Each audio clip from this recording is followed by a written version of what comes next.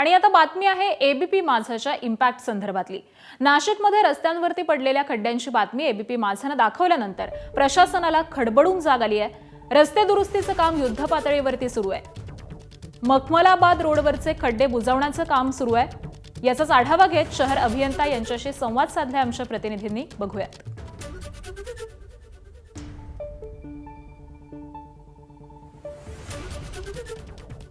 तर एबीपी माझाच्या बातमीचा इम्पॅक्ट आपण पाहतोय। गेल्या काही दिवसांपासून सातत्याने नाशिकमध्ये अपघाताच्या अनेक घटना घडतायत। यामध्ये आतापर्यंत जवळपास 5 जणांचा मृत्यू देखील झालेला आहे।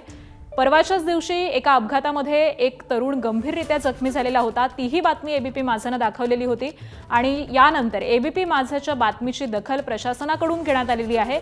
नाशिकमध्ये रस्त्यांवरती पडलेले जे खड्डे आहेत या बातमीची दखल आता प्रशासनाने घेतली आहे। प्रशासन खडबडून जागा झालेलं आहे। रस्ते दुरुस्तीचं काम हे युद्धपातळीवरती सुरू करण्यात आलेलं आहे। सध्या मखमलाबाद रोडवरचे खड्डे बुजवण्याचं काम सुरू आहे। नाशिक शहरामध्ये सर्वत्रच हे खड्ड्यांचं साम्राज्य दिसून येत आहे।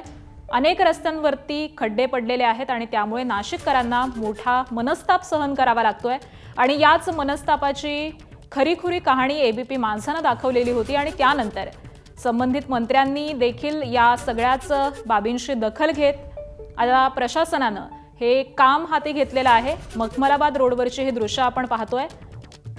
रस्ते खड्डेमय झालेले आहेत आणि हेच खड्डे बुजवण्याचं काम आता हाती घेण्यात आलेलं आहे। त्यामुळे लवकरात लवकर नाशिक शहरामधील हे सगळेच रस्ते व्यवस्थितपणे दुरुस्त केले जातील आणि नाशिककरांना जो मनस्ताप सहन करावा लागत होता, ज्या त्रासाला सामोरं जावं लागत होतं, तो त्रास आता कमी होईल अशीच अपेक्षा आहे।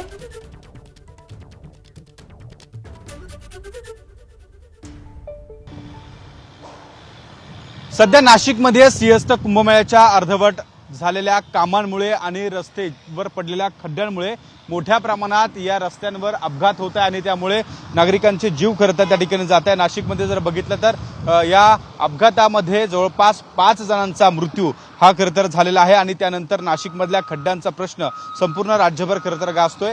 एकूण जर बघितलं तर आपण नाशिकमधल्या मखमलाबाद रोड या ठिकाणी असलेल्या रस्त्याची अक्षरशः चळण झाल्याची जी बातमी आहे ती खरं तर माझाने दाखवलेली होती आणि त्यानंतर आपण बघतो या ठिकाणी प्रशासनाच्या माध्यमातून या रस्त्याचं काम जे आहे ते त्या ठिकाणी सुरू करण्यात आलेलं आहे। या ठिकाणी जे मुरुम मातीचं काम आहे ते त्या ठिकाणी केल्यानंतर आता पुन्हा हा रस्ता जो आहे त्याची पर्यायी मार्गाची जी मागणी होती ती खरं तर केली जाते।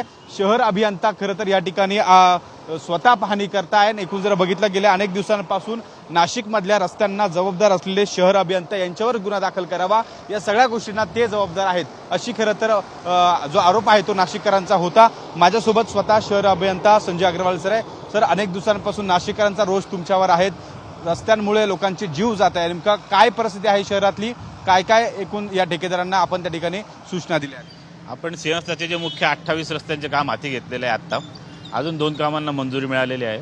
तर त्या कामांच्या आपण बऱ्याच ठिकाणी ट्रॅफिक डायव्हर्जन केलेलं आहे। ट्रॅफिक डायव्हर्जन करताना पाहिलं की ज्या ठिकाणी काम चालू आहे ते ठीक आहे, पण डायव्हर्जन केलं त्याच्यावर हेवी लोड येत असल्यामुळे बऱ्याच ठिकाणी खड्डे पडलेत।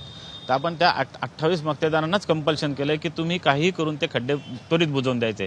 त्यापैकी आता आपण ज्या रस्त्यावर उभा हा मखमलाबाद रोड आहोत, याला बाजूला कॉन्क्रीटचा रस्ता चालू आहे आणि या साईडला जे खड्डे पडले आहेत आपण त्याच कॉन्ट्रॅक्टरकडनं आता जीएसबीचं मटेरियल टाकून भरू, अशा 28 कॉन्ट्रॅक्टरांना आपण कंपल्सरी केलंय। एबीपी माझा, उघडा डोळे बघा नीट।